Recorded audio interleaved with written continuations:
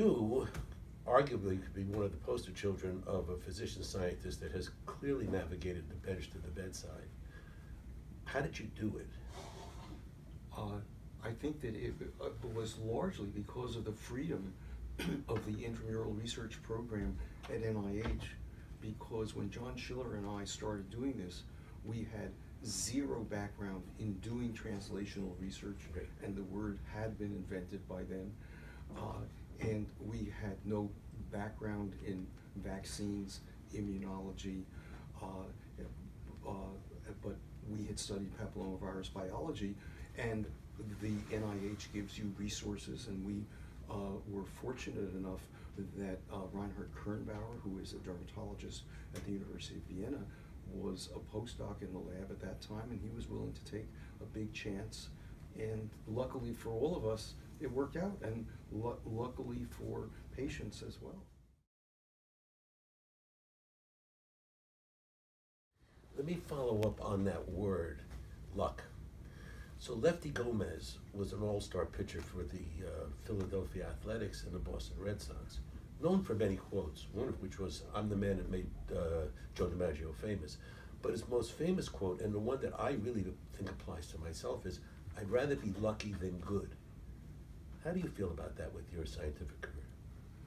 Well, clearly, luck plays an important role, but I really do feel that serendipity is easier to see and understand and exploit if you have an appropriate background, so that when something presents itself to you, you recognize it. So chance favors the prepared mind.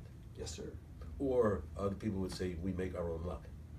I think an important part of research is not just exploring a new area, but also knowing when it's time to stop exploring an area so that you have more time to do other new things. You sure I didn't give you these questions ahead of time, because you're leading me perfectly. So Albert Szent-Györgyi, known for, amongst other things, vitamin C and the Krebs cycle, and a mentor for many Hungarian scientists that had to flee, and I was fortunate enough to work with one of those, Gina Matolci, and I got to know Albert Szent-Györgyi. Albert Szent-Györgyi, during his later years, divided scientists into two categories: Apollonium and the Diocinium. And he said that the Diocinium were the ones that worked on the fringes of scientific knowledge, oftentimes having to rely only on intuition and their gut feeling, whereas the Apollonian worked along established scientific lines, often to perfection.